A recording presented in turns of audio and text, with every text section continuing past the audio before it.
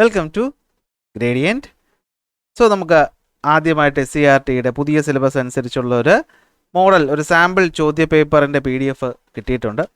So ഞാൻ മുന്നേ പറഞ്ഞിട്ടുണ്ടായിരുന്നു എവിടെ നിന്നൊക്കെ നമുക്ക് മോഡൽ ചോദ്യങ്ങൾ കിട്ടുമോ അതെല്ലാം ഞാൻ നിങ്ങൾക്ക് വേണ്ടിയിട്ട് വീഡിയോ ആക്കി എക്സ്പ്ലെയിൻ ചെയ്ത് തരുന്നതായിരിക്കും.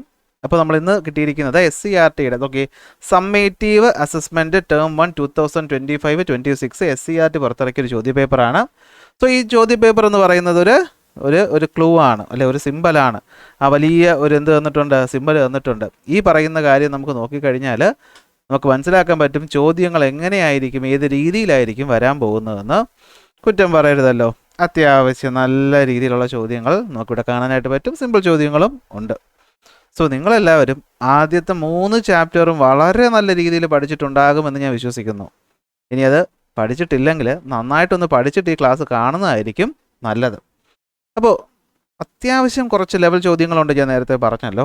അപ്പോൾ SCERTയുടെ ആയതുകൊണ്ട് തന്നെ ഈ ഒരു പാറ്റേൺ തന്നെ ആയിരിക്കും നിങ്ങളുടെ ടേം 1 എക്സാമിനേഷൻ വരാൻ സാധ്യത. ഇത്രത്തോളം ടഫ് ആകുമോ ഇല്ലയോ എന്നുള്ളത് വന്നിട്ട് തന്നെ നമുക്ക് എന്ത് ചെയ്യാൻ പറ്റുള്ളൂ, പറയാനായിട്ട് പറ്റുള്ളൂ. അപ്പോൾ സമയം ഒട്ടും വേസ്റ്റ് ചെയ്യാതെ നമ്മൾ എന്ത് ചെയ്യാണ്, ക്ലാസ്സുകൾ സ്റ്റാർട്ട് ചെയ്യുകയാണ്. സോ നമുക്ക് നോക്കാം എന്തൊക്കെ ചോദ്യങ്ങളാണ് വന്നിട്ടുള്ളതെന്ന്. 40 മാർക്കിൻ്റെ എക്സാമാണ്, 1.5 മണിക്കൂറാണ് പരീക്ഷ എന്ന് പറയുന്നത്. ആയിക്കോട്ടെ, 15 മിനിറ്റ് കൂൾ ഓഫ് ടൈമാണ്, അതൊക്കെ നിങ്ങൾക്കറിയാം. ക്വസ്റ്റ്യൻ ABCD എന്നിങ്ങനെ 4 പാർട്ടുകളായിട്ടാണ് ഡിവൈഡ് ചെയ്തിട്ടുള്ളത്. അതിൽ 5, 11, 12, 13, 18 ചോദ്യങ്ങൾക്ക് ചോയ്സ് ഉണ്ട്. മാർക്കും കാര്യങ്ങളൊക്കെ കൊടുത്തിട്ടുണ്ട്. A section 1 mark, B 2, C 3, D 4 എന്ന രീതിയിലായിരിക്കും. സബ് ക്വസ്റ്റ്യൻസ് ഒക്കെ ഉണ്ട്. അത്യാവശ്യം നല്ല രീതിയിൽ വായിച്ച് മനസ്സിലാക്കി ചെയ്യണം. അപ്പോൾ നിങ്ങൾക്ക് വേണ്ടിയിട്ടാണ് ഈ പറയുന്ന ക്ലാസ്സുകളൊക്കെ കൊണ്ടുവരുന്നത്. സോ അത് യൂസ്ഫുൾ ആയിട്ട് തോന്നുന്നുണ്ടെങ്കിൽ മറക്കാതെ ചാനൽ എന്ത് ചെയ്യുക, സബ്സ്ക്രൈബ് ചെയ്യുക, കൂട്ടുകാർക്ക് കൂടെ ഷെയർ ചെയ്ത് കൊടുക്കുക. ഇനി എന്തെങ്കിലും സംശയങ്ങളുണ്ടെങ്കിൽ കമൻറ്റായിട്ടോ മുകളിൽ കാണുന്ന വാട്സാപ്പ് നമ്പറിലോ നിങ്ങൾക്ക് ചോദിക്കാവുന്നതാണ്. ഓക്കെ, അതിന് നിങ്ങൾ ഒരു മടിയും കാണിക്കേണ്ട ആവശ്യമില്ല. ഉടനെ അല്ലെങ്കിലും അല്പം ലേറ്റായിട്ടാണെങ്കിലും ഞാൻ ഉടനെ റിപ്ലൈ തരുന്നതായിരിക്കും. അപ്പോൾ തുടങ്ങാലൂടെ. ഒന്നാമത്തെ ചോദ്യം നോക്കുകയാണ്. എന്താണ് ഒന്നാമത്തെ ചോദ്യം പറയുന്നതെന്ന് വെച്ച് കഴിഞ്ഞാൽ, right the correct answer by choosing from the given options for the question 1 to 4. അറിയാം, 1 മാർക്ക് ചോദ്യമാണെന്നും അറിയാം. ചോദ്യം എന്താണ്? Some statements are given below about lenses. ലെൻസുമായി ബന്ധപ്പെട്ട കുറച്ച് സ്റ്റേറ്റ്മെൻറ്റുകൾ തന്നിട്ടുണ്ട്. അത് വായിച്ചതിന് ശേഷം what are the correct statement regarding a convex lens. ഇതിൽ കോൺവെക്സ് ലെൻസുമായിട്ട് നമുക്ക് പറയാൻ പറ്റുന്ന സ്റ്റേറ്റ്മെൻറ്റുകൾ ഏതൊക്കെയാണെന്ന് എടുത്ത് എഴുതുക എന്നുള്ളതാണ് ചോദ്യം. ഒന്നാമത്തെ സ്റ്റേറ്റ്മെൻറ്റ് നമുക്ക് വായിച്ചാലോ. എന്താണ്? Always produces A virtual image. എപ്പോഴും ഒരു വെർച്വൽ ഇമേജ് ആയിരിക്കും ഉണ്ടാക്കുന്നത്. പക്ഷേ നമ്മൾ പഠിച്ച കോൺവെക്സ് ലെൻസിൽ എപ്പോഴും വെർച്വൽ ഇമേജ് ഒന്നും അല്ല, അവരുടെ റിയലും ഉണ്ടാകും വെർച്വലും ഉണ്ടാകും. അപ്പോൾ ഈ സ്റ്റേറ്റ്മെൻറ്റ് തെറ്റാണ്. ഞാൻ ആ പോയിന്റിന് വിശദീകരിക്കേണ്ട ആവശ്യമില്ലല്ലോ, അല്ലേ? അത്രയും ബേസിക് കാര്യം പഠിച്ചിട്ടായിരിക്കുമല്ലോ നിങ്ങൾ ഈ ഒരു ക്ലാസ് കാണുന്നത്. പ്രൊഡ്യൂസസ് എ റിയൽ ഇമേജ് എന്ന് പറയും. അപ്പോൾ പ്രൊഡ്യൂസേഴ്സ് ഓൾവേസ് പ്രൊഡ്യൂസ് എന്നൊന്നും അല്ല ഇവിടെ പറഞ്ഞിരിക്കുന്നത്. റിയൽ ഇമേജ് പ്രൊഡ്യൂസ് ചെയ്യും, അത് ശരിയാണ്, റിയൽ ഇമേജ് പ്രൊഡ്യൂസ് ചെയ്യും. The power will be negative. ഇവിടെ പവർ നെഗറ്റീവ് ആയിരിക്കും. പവർ ഓർമ്മയുണ്ടോ? എന്താ പവറിൻ്റെ ഫോർമുല എന്ന് പറയുന്നത്? പവർ എന്ന് വെച്ച് കഴിഞ്ഞാൽ എന്താണ്? അത് 1/4 ഫോക്കൽ ലെങ്ത് ആണ്, അല്ലേ? അപ്പോൾ നമുക്കറിയാം ഫോക്കൽ ലെങ്ത് പോസിറ്റീവായി വരുന്ന ആർക്കാണ്? അത് കോൺവെക്സ് ലെൻസുകൾക്കാണ്. അപ്പോൾ പക്ഷേ ഫോക്കൽ ലെങ്ത് നെഗറ്റീവ് വരുന്ന ആർക്കാണ്? അത് കോൺകേവിനാണ്. അപ്പോൾ ഇവിടെ നിന്ന് നമുക്ക് കാര്യം മനസ്സിലാവും. പവർ എന്ന് പറയുന്നത് നെഗറ്റീവ് ആകണമെങ്കിൽ ഫോക്കൽ ലെങ്ത് നെഗറ്റീവ് ആകണം. പക്ഷേ അത് കോൺകേവിനാണ്. നമ്മളോട് ചോദിച്ചിരുന്ന കോൺവെക്സാണ്. അപ്പോൾ പവർ നെഗറ്റീവ് വരത്തില്ല, പവർ പോസിറ്റീവാണ്. സോ ആ സ്റ്റേറ്റ്മെൻറ്റ് തെറ്റാണ്. Magnification will be negative. Magnification negative എന്നാണ് പറഞ്ഞിരിക്കുന്നത്. സാധ്യതയുണ്ടോ മാഗ്നിഫിക്കേഷൻ നെഗറ്റീവ് ആക്കാൻ? ഞാൻ എൻ്റെ ക്ലാസ് കണ്ട കുട്ടികളാണ് നിങ്ങളെങ്കിൽ നിങ്ങൾക്ക് ഞാൻ പറഞ്ഞു തന്നിട്ടുണ്ടായിരുന്നു മാഗ്നിഫിക്കേഷൻ്റെ വാല്യൂ പോസിറ്റീവും വരാം നെഗറ്റീവും വരാം. മാഗ്നിഫിക്കേഷൻ്റെ വാല്യൂ പോസിറ്റീവാണ് വരുന്നതെങ്കിൽ അവിടെ ഉണ്ടാകുന്ന ഇമേജ് എന്ന് പറയുന്നത് എന്തായിരിക്കും? വെർച്വൽ ആയിരിക്കും. നെഗറ്റീവ് ആണെങ്കിൽ അവിടെ ഉണ്ടാകുന്നത് എന്തായിരിക്കും? റിയൽ ആയിരിക്കും. അപ്പോൾ ഇവിടെ പറഞ്ഞിരിക്കുന്ന മാഗ്നിഫിക്കേഷൻ എന്ന് പറയുന്നത് എന്താണ്? മാഗ്നിഫിക്കേഷൻ എന്ന് പറയുന്നത് നെഗറ്റീവ് ആണ്. അപ്പോൾ നെഗറ്റീവ് എന്ന് വെച്ചാൽ റിയൽ ആണ്. Convex real ഉണ്ടാക്കുമല്ലോ. സോ നമുക്ക് എന്താണ്, അത് ശരിയാണെന്ന് നമുക്ക് പറയാനായിട്ട് സാധിക്കും. ഓക്കെ ആണോ? അപ്പോൾ 2ഉം 4ഉമാണ് ശരി. 2ഉം 4 ശരി വരുന്ന ഓപ്ഷൻ D ആണ്. സോ കണ്ടോ, സമയം നമുക്ക് എടുക്കുന്നുണ്ട്. 1 മാർക്ക് ചോദ്യമാണെങ്കിലും സമയം നമ്മൾ ഒരുപാട് എടുക്കുന്നുണ്ട്. സോ ആ കാര്യത്തിലൊരു ശ്രദ്ധ വേണം. അടുത്ത ചോദ്യം നോക്കിയാൽ എന്താ ചോദ്യത്തിൽ പറയുന്നത്? What is correct about a wave moving with constant velocity. Constant velocity move ചെയ്യുന്ന ഒരു വേവുമായി ബന്ധപ്പെട്ട ശരിയായ പ്രസ്താവന ഏതെന്നാണ് ചോദിച്ചിരിക്കുന്നത്. Okay, frequency decreases as wave length increases. ഒരു വേവ് കോൺസ്റ്റൻറ്റ് വെലോസിറ്റി പോകുമ്പോൾ അതിൻ്റെ ഫ്രീക്വൻസി കുറയും വേവ് ലെങ്ത് കൂടുന്നതിനനുസരിച്ച്. നിങ്ങൾക്കറിയാം, ഇത് ഇങ്ങനെ നമ്മൾ എഴുതുമ്പോൾ ഒരേ ഫേസിലുള്ള 2 പോയിന്റുകൾ തമ്മിലുള്ള ദൂരമാണ് വേവ് ലെങ്ത്. പക്ഷേ 1 സെക്കൻഡിൽ എത്ര കംപ്ലീറ്റ് വേവ് ഉണ്ടാകുന്നു എന്നുള്ളതാണ് ഫ്രീക്വൻസി. ഇപ്പോൾ നമുക്കറിയാം ഇവർ നമ്മുടെ റിലേഷൻ എന്താണ്? ഫ്രീക്വൻസിയും വേവ് ലെങ്ത്തും ഇൻവേഴ്സ്ലി പ്രപ്പോർഷണലാണ്. അപ്പോൾ ഒന്ന് കൂടുമ്പോൾ മറ്റൊന്ന് കുറയുമെന്ന് നമ്മൾ പഠിച്ചിട്ടുണ്ട്. അങ്ങനെ നോക്കിയാൽ ഈ സ്റ്റേറ്റ്മെൻറ്റ് ശരിയാണ്. അപ്പോൾ നോക്കിയേ, കറക്റ്റ് എബൌട്ട് എ വേവ് എന്ന് ചോദിച്ചിട്ടുണ്ട്. അപ്പോൾ ഇത് തന്നെ ശരിയാണ്, ഉത്തരം ഇത് തന്നെ ആയിരിക്കും. എന്നാലും ബാക്കിയുള്ളത് കൂടെ ഒന്ന് വായിച്ചു നോക്കാം, മടി കാണിക്കണ്ട. ഓക്കെ, ബാക്കിയുള്ളത് കൂടെ വായിച്ചു നോക്കാൻ എന്ത് കാണിക്കണ്ട? മടി കാണിക്കണ്ട. എപ്പോഴും ചോദ്യങ്ങൾ മൊത്തം വായിച്ചിട്ട് ഉത്തരത്തിലോട്ട് ചാടി വീഴാൻ പാടുള്ളൂ. Wave length increases the frequency increases, രണ്ടും കൂടുമെന്നാണ് പറഞ്ഞേക്കുന്നത്, തെറ്റ്. വേവ് ലെങ്ത് ഇൻക്രീസസ് ഫ്രീക്വൻസി മാറത്തില്ല, അൺചേഞ്ച്ഡ് എന്നാണ് പറഞ്ഞേക്കുന്നത്, അതും തെറ്റാണ്. As the wave length decreases frequency also decreases എന്നതും തെറ്റ്. സോ ഇനി ആലോചിക്കേണ്ട, ഏത് തന്നെയാണ് ഉത്തരം എന്ന് പറയുന്നത്. ഈ ക്ലാസ്സിൻ്റെ ലെങ്ത് ഒരല്പം കൂടുതലായിരിക്കും. ഒരു ചോദ്യം വിശദീകരിച്ച് പറയാതെ പറ്റത്തില്ല. ചില ചോദ്യങ്ങൾ ഒന്നിക്കൂടെ ഒന്ന് അല്ലെങ്കിൽ ഒന്നോ രണ്ടോ തവണ ഞാൻ പറഞ്ഞാലേ നിങ്ങളുടെ തലയിൽ കയറത്തുള്ളൂ. അതുകൊണ്ട് കുറച്ച് ലെങ്ത് കൂടുതലായിരിക്കും എന്നും പറഞ്ഞ് സ്കിപ്പ് ചെയ്ത് അല്ലെങ്കിൽ എന്താണ് കാണാതെ പോകേണ്ട ആവശ്യമില്ല. കാണണം, അത്ര ഇമ്പോർട്ടൻ്റ് ആയതുകൊണ്ടാണ് സമയമെടുത്ത് പഠിപ്പിക്കുന്നത്. മൂന്നാമത്തെ ചോദ്യം നോക്കി, എന്താ പറയുന്നത് മൂന്നാമത്തെ ചോദ്യത്തിൽ? A ray of light passes parallel to the principal axis of a concave lens. ഒരു കോൺകേവ് ലെൻസിൻ്റെ പ്രിൻസിപ്പൽ ആക്സിസിന് പാരലായി ഒരു റേ പോകുന്നു എന്നാണ് പറഞ്ഞേക്കുന്നത്. ശരിയാണ്, മൂന്നിടത്തും പ്രിൻസിപ്പൽ ആക്സിസിന് പാരലായിട്ടാണ് റേ പോകുന്നത്. Which picture depict the correct path of the light? ഇതിൽ കറക്റ്റ് പാത്ത് കാണിച്ചേക്കുന്നത് ഏതെന്ന് ചോദിച്ചാൽ നമുക്കറിയാം, ഒന്നാമത്തെ പാത്തിൽ ഇങ്ങനെ വന്ന് ചേർന്ന് വന്നേക്കുകയാണ്. പക്ഷേ ഇതൊരു കോൺകേവ് ആണ്, ഒരിക്കലും കൺവേർജ് ചെയ്യത്തില്ല. ഇവിടെയാണെങ്കിലോ ഇവിടെയും കൺവേർജ് ചെയ്തേക്കുക, നടക്കത്തില്ല. ഇവിടെയും കൺവേർജ് ചെയ്യുക, നടക്കത്തില്ല. ഇവിടെ മാത്രമാണ് എന്ത് ചെയ്തേക്കുന്നത്? ഡൈവേർജ് ചെയ്തേക്കുന്നത്. സോ കറക്റ്റ് ഉത്തരം എന്താണ്? ഓപ്ഷൻ ഡി ആണ് നമ്മുടെ കറക്റ്റ് ആൻസർ എന്ന് പറയുന്നത്. നാലാമത്തെ ചോദ്യത്തിലോട്ട് പോവാം. The deviation that occurs when light ray passes through a prism is shown in the figure. ഒരു പ്രിസത്തിലൂടെ ലൈറ്റ് പോകുമ്പോൾ ഉണ്ടാകുന്ന ഡീവിയേഷനാണ് ഇവിടെ തന്നിട്ടുള്ളത്. Okay, what factors does the deviation of the light ray depend? അപ്പോൾ ഡീവിയേറ്റ് ചെയ്യുന്നത് എന്തൊക്കെ ഫാക്ടേഴ്സിന് ഡിപ്പെൻഡ് ചെയ്യുന്നതാണ് പറഞ്ഞിരിക്കുന്നത്.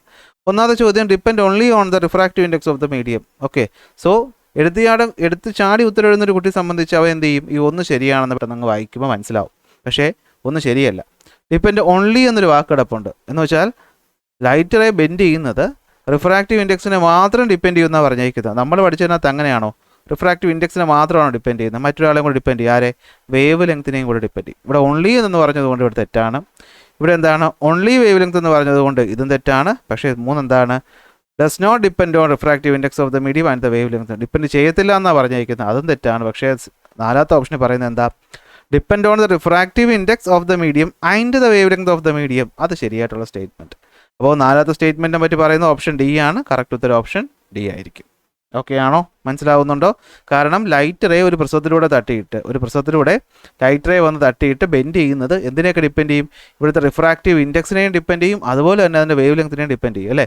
വേവ് ലെങ്ത്തിന് ഡിപ്പെൻഡ് ചെയ്യുന്നതുകൊണ്ടാണ് ഇവിടെ നിറങ്ങൾ സ്പ്ലിറ്റ് ചെയ്തിട്ട് റെഡും വയലറ്റും വരുന്നത്. ഈ ബെൻഡിങ്ങിൻ്റെ അളവ് ഡിപ്പെൻഡ് ചെയ്യുന്നത് മീഡിയത്തിനെയാണ്. അപ്പോൾ രണ്ട് ഓപ്ഷനും വരുന്നത് രണ്ടിനെ ഡിപ്പെൻഡ് ചെയ്യും. സോ കറക്റ്റ് ഉത്തരം ഡി ആണ്. ശരിയാണ് എന്ന് വിശ്വസിക്കുന്നു. അടുത്ത ചോദ്യത്തിലോട്ട് പോവാം. സെക്ഷൻ ബിയിലോട്ടാണ് വരുന്നത്. 2 മാർക്ക് ചോദ്യങ്ങളാണ് വരുന്നത്. ഒന്നാമത്തെ ചോദ്യം, the prescription given by the doctor for the purchase of a spectacle is +1D. Okay, അപ്പോൾ ഒരു ഡോക്ടർ, കണ്ണിൻ്റെ ഡോക്ടർ ഒരു കണ്ണാടി വാങ്ങാൻ കൊടുത്ത പ്രിസ്ക്രിപ്ഷനാണ് എന്ത്? അത് കൊടുത്തേക്കുന്നതാണ് എന്ത്? +100D എന്നാണ്. What is indicated in the prescription? ഇതിലെന്താണ് തന്നിട്ടുള്ളത്? What does D indicate? അതാണ് ചോദ്യം. ഇതെന്താ തന്നിട്ടുള്ളത്? ഒരു ലെൻസിൻ്റെ പവറാണ് ഇവിടെ തന്നിട്ടുള്ളത്. അതിൽ ഡി എന്തിനെ ഡിനോട്ട് ചെയ്യുന്നു എന്ന് ചോദിച്ചാൽ ഡി എന്തിനെ ഡിനോട്ട് ചെയ്യുന്നു? അത് ഡയോപ്റ്ററിനെ ഡിനോട്ട് ചെയ്യുന്നു. ഡയോപ്റ്ററാണ് എന്ത്? പവറിൻ്റെ യൂണിറ്റ് എന്ന് പറയുന്നത്. ഓക്കെ ആണ്, 1 മാർക്ക് കിട്ടി. What type of lens should be used in the spectacle? ഏത് തരം ലെൻസാണ് ഇവിടെ ഉപയോഗിക്കേണ്ടതെന്ന് ചോദിച്ചാൽ നിങ്ങൾ പറയണം. ഇവിടെ പവർ എന്ന് പറയുന്നത് പ്ലസ് ആണ്. പവർ പ്ലസ് എന്ന് വെച്ചാൽ എൻ്റെ അർത്ഥം ഫോക്കൽ ലെങ്ത് എന്താണ്? പ്ലസ് ആണ്. ഫോക്കൽ ലെങ്ത് പ്ലസ് വരുന്ന ഏക ലെൻസ് ഏതാണ്? അത് കോൺവെക്സ് ലെൻസ് ആണ്. സോ ഇവിടെ ഉപയോഗിക്കേണ്ട ഏതാണ്? ഒരു കോൺവെക്സ് ലെൻസ് ആണെന്ന് നമുക്ക് പറയാം. സെറ്റാണ്. 2 മാർക്ക് കിട്ടി. അടുത്ത ചോദ്യം നോക്കിയേ. ഇത് ഓർ ക്വസ്റ്റ്യൻ ആണ്. ഒന്നുകിൽ അത് എഴുതുക അല്ലെങ്കിൽ ഇത് എഴുതുക, നിങ്ങളുടെ ഇഷ്ടം. Observe the given picture. ഒരു ഒബ്ജക്റ്റ് ഇരിപ്പുണ്ട് 20 സെൻറ്റിമീറ്റർ ദൂരത്തിൽ. ഒരു ഇമേജ് ഫോം ചെയ്തിട്ടുണ്ട് 80 സെൻറ്റിമീറ്റർ ദൂരത്തിൽ. What is the focal length of the lens എന്നാണ് ചോദിച്ചിട്ടുള്ളത്. കാർട്ടീഷ്യൻ സൈൻ കൺവെൻഷൻ ഉപയോഗിക്കാൻ മറക്കരുത്. സോ സിമ്പിൾ ചോദ്യമാണ് അല്ലേ? നമുക്ക് തന്നിട്ടുള്ളത് വെച്ചിട്ട് യു എടുത്ത് എഴുതാൻ പറ്റും. എത്രയാണ് യു എന്ന് പറഞ്ഞു കഴിഞ്ഞാൽ അത് -20 സെൻറ്റിമീറ്റർ ആണ്. പിന്നെ എന്ത് തന്നിട്ടുണ്ട്? വി തന്നിട്ടുണ്ട്. വി എത്രയാണ്? +80 സെൻറ്റിമീറ്റർ ആണ്. പ്ലസ് മൈനസൊക്കെ എടുക്കാൻ അറിയാമല്ലോ അല്ലേ? ഈ പറയുന്ന ഒപ്റ്റിക് സെൻറ്ററിൽ നിന്ന് വലത്തേക്ക് അല്ലെങ്കിൽ ഒബ്ജക്റ്റിൻ്റെ റേ പോകുന്ന അതേ ഡയറക്ഷനിൽ എടുക്കുന്ന മെഷർമെൻ്റ് എല്ലാം പോസിറ്റീവ്, എതിർവശത്ത് എടുക്കുന്ന എല്ലാം നെഗറ്റീവ്. സോ പോസിറ്റീവ് നെഗറ്റീവ് വന്നു. കണ്ടെത്താൻ ചോദിച്ചിട്ടുള്ളത് ഫോക്കൽ ലെങ്ത് ആണ്. ഫോക്കൽ ലെങ്ത് കണ്ടുപിടിക്കാനുള്ള ഫോർമുല നമുക്കറിയാം. എന്താണ്? UV/A u v by u minus v ആണ്. കൊടുക്കുകയാണ് value -20 into 80 divided by -20 minus 80 ചെയ്യുമ്പോൾ എത്ര കിട്ടും? 16 അല്ലേ, 1600 ഒരു മൈനസ് വരും ഡിവൈഡഡ് ബൈ എന്താണ് അടുത്ത് എന്താണ് വരുന്നത്? -20 -80 എന്നാണ്. -20 മൈനസ് എന്താണ്? അപ്പോൾ നമ്മൾ കൂട്ടണം അല്ലേ, മൈനസ് വരുമ്പോൾ നമ്മൾ എന്ത് ചെയ്യണം? കൂട്ടണം. 8ഉം 2ഉം 10, സോ -100 എന്ന് വരും. മുകളിലത്തെ മൈനസും താഴത്തെ മൈനസും ക്യാൻസലായി പോകുമ്പോൾ നമുക്ക് ഫോക്കൽ ലെങ്ത് എത്ര കിട്ടും? 1600/100, സോ 2 0 വെട്ടിപ്പോകുമ്പോൾ നമുക്ക് എത്ര കിട്ടും? 16 സെൻറ്റിമീറ്റർ എന്ന് കിട്ടും. എത്ര കിട്ടും? 16 സെൻറ്റിമീറ്റർ എന്ന് കിട്ടും. അടുത്ത ക്വസ്റ്റ്യൻ നോക്കാം. 6ാമത്തെ ചോദ്യത്തിൽ എന്താ പറയുന്നത്? If a simple pendulum takes 40 seconds to complete 10 oscillations. Okay, 40 second കൊണ്ട് 10 ഓസിലേഷൻ കംപ്ലീറ്റ് ചെയ്യുമെങ്കിൽ what will be its period? Period എത്രയെന്ന് കണ്ടുപിടിക്കാനാണ് ചോദിച്ചിട്ടുള്ളത്. അടുത്ത how much will be the frequency of another pendulum which is in resonance with the pendulum? ഇതാണ് ചോദ്യം. അപ്പോൾ ചോദ്യങ്ങളെല്ലാം നിങ്ങൾ ശ്രദ്ധിച്ചാൽ മനസ്സിലാവും. കോൺസെപ്റ്റിൽ നല്ല രീതിയിൽ മനസ്സിലാക്കി കുട്ടിക്ക് ഇത് ചെയ്യാൻ പറ്റുള്ളൂ. ഡയറക്റ്റായിട്ട് അങ്ങ് ചോദ്യം തന്ന ഉത്തരം എഴുതുന്ന പരിപാടിയൊക്കെ SCRT വിട്ടിട്ടുണ്ട്. അപ്പോൾ അത്യാവശ്യം നല്ല റേഞ്ച് ചോദ്യങ്ങളാണെന്ന് ഞാൻ ആദ്യമേ ഓർമ്മിപ്പിച്ചത് ഇതാണ്. നോക്ക്, പീരീഡ് എത്രയെന്ന് കണ്ടുപിടിക്കാൻ ചോദിച്ചിട്ടുണ്ട്. നമുക്കറിയാം ടൈം പീരീഡ് എന്ന് വെച്ച് കഴിഞ്ഞാൽ എന്താണ്? ഒരു ഓസിലേഷൻ അല്ലേ, എന്താണ്? ഒരു ഓസിലേഷൻ കംപ്ലീറ്റ് ചെയ്യാൻ എടുക്കുന്ന സമയമാണ് ടൈം പീരീഡ്. നമുക്ക് എന്താ തന്നിട്ടുള്ള ചോദ്യത്തിൽ? 10 ഓസിലേഷൻ കംപ്ലീറ്റ് ചെയ്യാൻ വേണ്ട സമയം എന്ന് പറയുന്നത് 40 സെക്കൻഡാണ്. നമുക്കാവശ്യം ഒരു ഓസിലേഷൻ കംപ്ലീറ്റ് ചെയ്യാൻ ആവശ്യമായിട്ടുള്ള സമയമാണ്. അപ്പോൾ ഇങ്ങനെ കിട്ടിയാൽ എന്ത് ചെയ്യണം? ക്രോസ് മൾട്ടിപ്ലൈ ചെയ്യണം. ഇവൻ ഇങ്ങോട്ട് ക്രോസ് ചെയ്യുമ്പോൾ നമുക്ക് എത്ര കിട്ടും? സോ നമുക്ക് ഈ അറിഞ്ഞുകൂടാത്ത വാല്യൂ ഞാൻ തൽക്കാലം എക്സ് എന്ന് കൊടുക്കാമല്ലോ. എക്സ് എന്നോ ടി എന്നോ കൊടുക്കുക, നിങ്ങളുടെ ഇഷ്ടം. ക്രോസ് ചെയ്യുമ്പോൾ നമുക്ക് എന്ത് കിട്ടും? 1 × 40 40 is equal to x × 10 10x. അപ്പോൾ ഇതിൽ നിന്ന് ഞാൻ ഇവിടെ എഴുതിയത് തിരിഞ്ഞു പോയി അല്ലേ, തിരിച്ചെഴുതാം അല്ലേ. ആദ്യം 10 × x നമുക്ക് 10x ഈസ് ഈക്വൽ ടു എത്ര? 1 × 40 40 എന്ന് കിട്ടും. അതിൽ നിന്ന് എക്സ് എന്ന് പറഞ്ഞു കഴിഞ്ഞാൽ എത്രയായിരിക്കും? അത് 40/10 ആണ്. 40/10 4 ആണ്. സോ 4 സെക്കൻഡാണ് ഇവിടുത്തെ സമയം എന്ന് പറയുന്നത്. കാരണം നമുക്ക് വേണ്ടത് എന്താണ്? ടൈം പീരീഡാണ് അല്ലേ. ടൈം പീരീഡിൻ്റെ യൂണിറ്റ് സെക്കൻഡ് ആയതുകൊണ്ട് നമ്മുടെ കറക്റ്റ് ഉത്തരം എന്ന് പറയുന്നത് എത്രയാണ്? 4 സെക്കൻഡാണ്. എത്രയാണ്? 4 സെക്കൻഡാണ്. അങ്ങനെയാണെങ്കിൽ how much will be the frequency of another pendulum? ഇവിടെ ചോദിച്ചിട്ടുള്ളത് എന്താണ്? ഫ്രീക്വൻസിയാണ് കണ്ടുപിടിക്കാനായിട്ട് ചോദിച്ചിട്ടുള്ളത്. അപ്പോൾ നമുക്ക് മറ്റൊരു പെൻഡുലത്തിൻ്റെയാണ് ചോദിച്ചിട്ടുള്ളതെങ്കിലും അത് ഈ പെൻഡുലമായിട്ട് എന്തിലാണ്? റെസൊണൻസിലാണ്. രണ്ടുപേരും ഒരേ ഫ്രീക്വൻസി വരുമ്പോഴല്ലേ റെസൊണൻസ് ഉണ്ടാവുകയുള്ളൂ അല്ലേ. ഇവൻ മറ്റൊരു ആളെ ഫോഴ്സ് ചെയ്യിക്കുമ്പോൾ അവൻ്റെ നാച്ചുറൽ ഫ്രീക്വൻസിയും ഇവൻ്റെ ഫ്രീക്വൻസിയും ഈക്വൽ ആകുമ്പോഴാണ് റെസൊണൻസ് ഉണ്ടാകുന്നത്. അപ്പോൾ മറ്റൊരു പെൻഡുലത്തിൻ്റെ ഫ്രീക്വൻസി എന്ന് ചോദിച്ചാൽ അത് ഇവൻ്റെ ഫ്രീക്വൻസി തന്നെയാണ്, രണ്ടും ഒന്ന് തന്നെയാണ്. സോ കണ്ടുപിടിക്കാനുള്ളത് ഫ്രീക്വൻസിയാണ്. നമുക്കറിയാം ഫ്രീക്വൻസിയുടെ ഫോർമുല എന്തുവാണ്? Frequency is the reciprocal of time period. Time പീരീഡിൻ്റെ റെസിപ്രോക്കലാണ് ഫ്രീക്വൻസി എങ്കിൽ ഇവിടുത്തെ ഫ്രീക്വൻസി എത്രയായിരിക്കും? അത് 1/4 ആയിരിക്കും. ഓക്കെ, 1/4 എന്ന് വെച്ചാൽ എത്രയാണ്? 0.25 ഹെഡ്സ് ആയിരിക്കും നമ്മുടെ ഉത്തരം എന്ന് പറയുന്നത്. കണ്ടോ എന്ത് നല്ല രീതിയിലാണ് ചോദ്യം ചോദിച്ചിട്ടുള്ളതെന്ന്. നന്നായി കോൺസെപ്റ്റ് പഠിച്ചൊരു കുട്ടിക്ക് ഇത് ചെയ്യാനായിട്ട് സാധിക്കുകയുള്ളൂ. ഓക്കെ, അടുത്ത 7ാമത്തെ ചോദ്യം നോക്കാം. Earth and volcanic eruption often causes major disaster. What is the name given to the wave that travel through the earth crust as a result of earth and volcanic eruption? അപ്പോൾ ഭൂകമ്പമായിട്ട് ബന്ധപ്പെട്ട് ഭൂമിയിലൂടെ സഞ്ചരിക്കുന്നതിന് നമ്മൾ എന്താ വിളിക്കുന്നത്? സീസ്മിക് വേവ് എന്നാണ് വിളിക്കുന്നത്. എന്താ വിളിക്കുന്നത്? സീസ്മിക് വേവ് എന്നാണ് വിളിക്കുന്നത്. 1 മാർക്ക് ചുളുവിൽ കിട്ടി. On what scale is the intensity of the earth record? ഏത് സ്കെയിലാണ് ഇൻറ്റൻസിറ്റി റെക്കോർഡ് ചെയ്യുന്നത്? അത് ഏതിലാണ്? റിക്ടർ സ്കെയിലിലാണ്. സിമ്പിളായി 1 മാർക്ക് കൂടെ അവിടെ കിട്ടി. അപ്പോൾ സിമ്പിൾ ചോദ്യങ്ങളും ഉണ്ട് എന്ന് മനസ്സിലാക്കാം. 8ാമത്തെ ചോദ്യം. The sonar signal is send from A scuba diver and returns after reflecting of an obstacle in 0.5 second. If the speed of the sound in the water is 1500 m/s, how far is the obstacle? Direct ചോദ്യം. ഇതുപോലത്തെ ഒരുപാട് ചോദ്യം നമ്മൾ ചെയ്തിട്ടുണ്ട്. അപ്പോൾ കൂടുതൽ വിശദീകരിക്കേണ്ട ആവശ്യമൊന്നും ഇല്ലെന്ന് ഞാൻ വിശ്വസിക്കുന്നു. എന്താ തന്നിട്ടുള്ളത്? സമയം തന്നിട്ടുണ്ട്. എത്രയാണത്? 0.5 സെക്കൻഡാണ്. വെലോസിറ്റി തന്നിട്ടുണ്ട്. എത്രയാണ്? 1500 m/s ആണ്. ഓർമ്മയുണ്ടല്ലോ എന്താണ്? ഒരു സ്കൂബ ഡൈവർ ഒരു സൗണ്ട് പ്രൊഡ്യൂസ് ചെയ്തു, അതൊരു ഒബ്സ്റ്റക്കിളിൽ തട്ടി തിരിച്ചു വന്നു. സോ തിരിച്ചു വരാനെടുക്കുന്ന സമയമാണ് ഇത് തന്നിട്ടുള്ളത്. സോ 2 കൊണ്ട് ഡിവൈഡ് ചെയ്യാൻ മറക്കരുത്. ഈ ദൂരം എത്ര എന്നാണ് ചോദിച്ചിട്ടുള്ളത്. ഇവിടെ സഞ്ചരിച്ച വേഗത അല്ലെങ്കിൽ വെലോസിറ്റി എന്ന് തന്നിട്ടുണ്ട്. നമുക്കറിയാം വെലോസിറ്റി എന്ന് വെച്ച് കഴിഞ്ഞാൽ എന്താണ്? അത് ഡിസ്പ്ലേസ്മെൻറ്റ് ബൈ ടൈമാണ്. അപ്പോൾ അതിൽ നിന്നും ഡിസ്പ്ലേസ്മെൻ്റ് എന്ന് വെച്ച് കഴിഞ്ഞാൽ വെലോസിറ്റി ഇൻറ്റു ടൈമാണ്. പക്ഷേ ഇവിടെ നമ്മളൊരു ബൈ 2 കൊടുക്കണം, കാരണം ഇവിടുത്തെ സമയം എന്ന് പറയുന്നത് അങ്ങോട്ട് പോയിട്ട് ഇങ്ങോട്ട് വരാനുള്ളതാണ്. സോ ഇവിടെ നമ്മുടെ ഉത്തരം എന്ന് പറയുന്നത് എത്രയായിരിക്കും? വെലോസിറ്റി എത്ര? 1500 ഇൻറ്റു 0.5 ഞാൻ 5/10 എന്ന് എടുക്കാമല്ലോ, ഇൻറ്റു ഇവിടുത്തെ 2 അതുപോലെ കൊടുത്തു. അപ്പോൾ 1500 ഇൻറ്റു 5/2 ഇൻറ്റു 10. ഓക്കെ, അപ്പോൾ 15 ഇൻറ്റു 5 എന്ന് പറയുമ്പോൾ എത്രയായിരിക്കും? 7500 ബൈ എത്ര? ഒരു 0 കൂടെ വരും. ഓക്കെ, ഒരു 0 കൂടെ വരും. ബൈ എത്രയാണ്? 2 ഇൻറ്റു 10 20. Okay, 2 into 10 20. വേണമെങ്കിൽ നമുക്ക് ഒന്നുകൂടി ഒന്ന് സിംപ്ലിഫൈ ചെയ്യാൻ പറ്റും അല്ലേ? നോക്കിയേ, ഈ 0 ഈ 0 അങ്ങ് വെട്ടിക്കഴിഞ്ഞാൽ നമുക്ക് എത്ര കിട്ടും? കുറച്ചുകൂടി കാൽക്കുലേഷൻ ഈസി ആവും. 150 ഇൻറ്റു 5/2 എന്ന് വരും.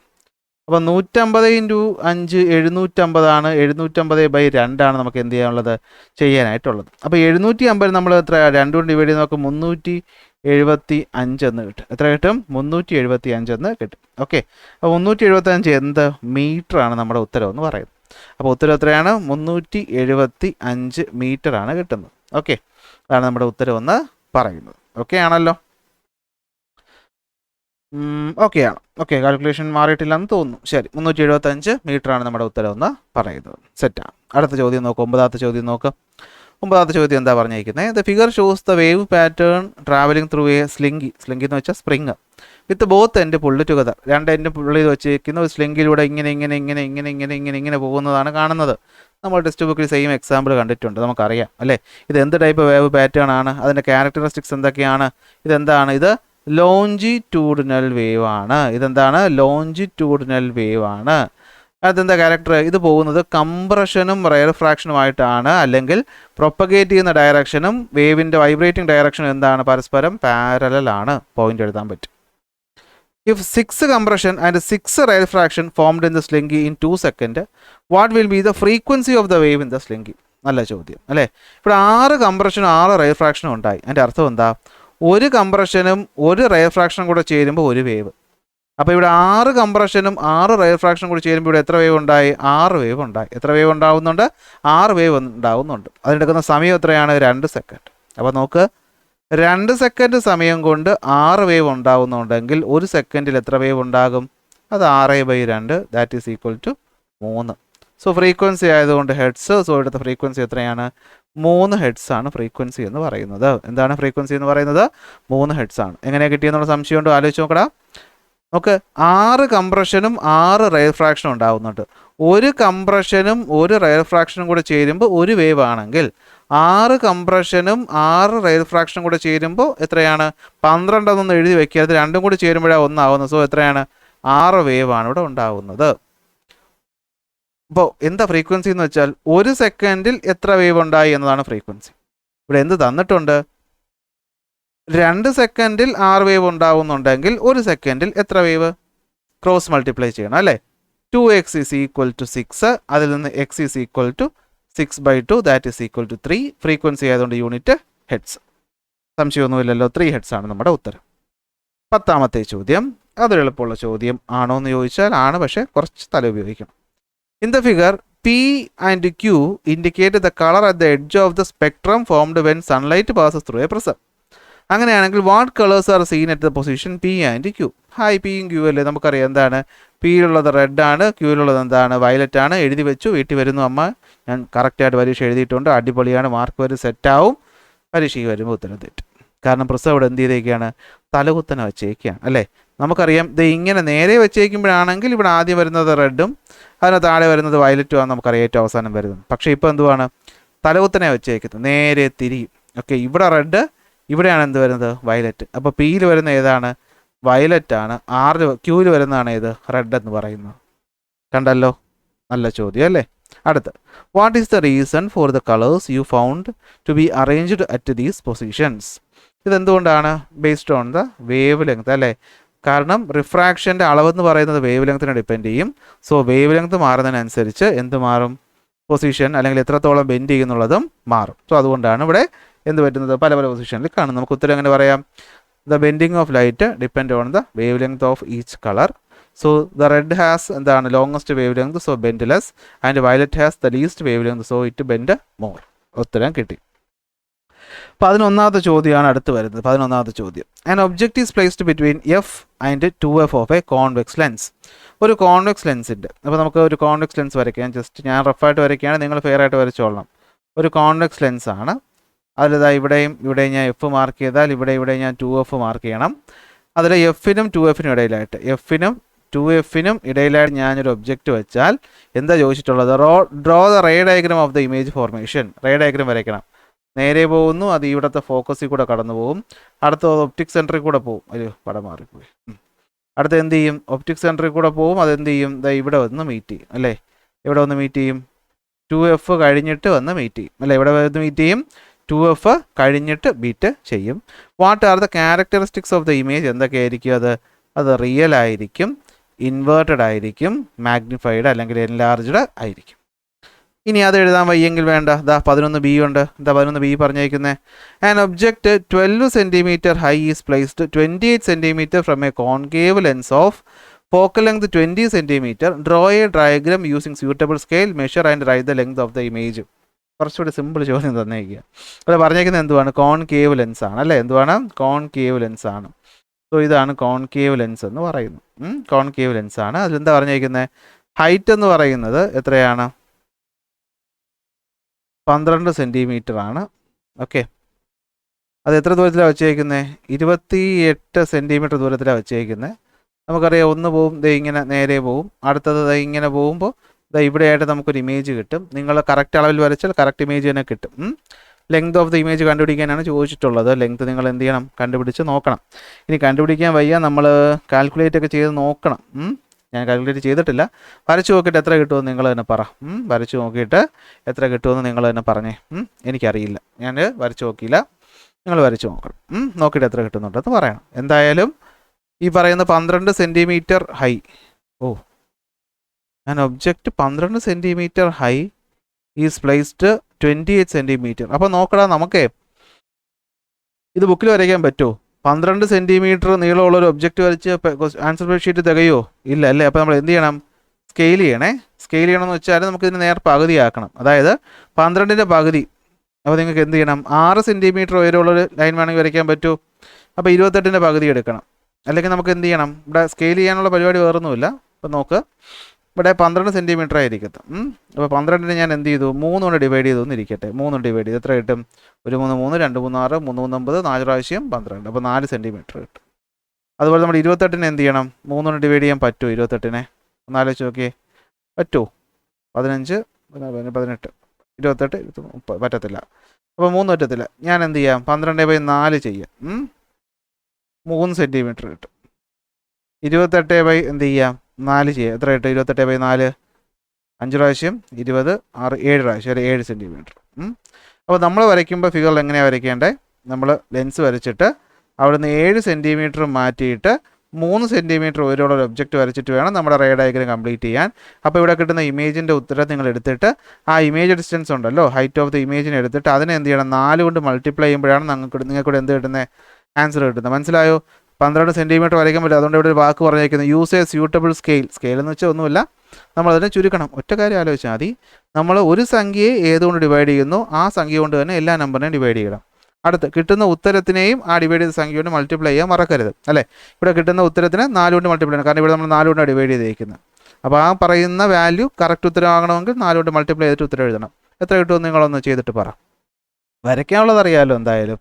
ശരി, സി സെക്ഷനിലോട്ട് പോകാമല്ലോ. കാരണം ഇതൊക്കെ ഞാനിപ്പോൾ ഇതിനകത്ത് വരച്ച് കഴിഞ്ഞാൽ നമ്മൾ ലോ ബഡ്ജറ്റാണ്, നമ്മളെ ഐപാഡും സെറ്റപ്പ് ഒന്നുമില്ല, ആകെ ഡിജിറ്റൽ പെന്നും സംഭവമൊക്കെയാണുള്ളത്. ഇതിനകത്ത് വെച്ചിട്ട് ഈ പറയുന്ന സ്കെയിലൊന്നും അളന്നെടുക്കാൻ എനിക്ക് പറ്റത്തില്ല. ഓക്കെ, സാമ്പത്തികമാനിയും നിങ്ങൾ എൻ്റെ ചാനലിനെ വലുതാക്കിയിട്ട് അല്ല ഹിറ്റാക്കിയിട്ട് വേണം എനിക്ക് എന്ത് ചെയ്യാൻ? എനിക്ക് വലിയ ഡിജിറ്റൽ ബോർഡൊക്കെ വാങ്ങിച്ചിട്ട് നമ്മുടെ വലിയ വലിയ പ്ലാറ്റ്ഫോമുകളൊക്കെ പഠിപ്പിക്കാനായിട്ട്. ഓക്കെ, അപ്പോൾ ശരി, നമുക്ക് എന്ത് ചെയ്യാം?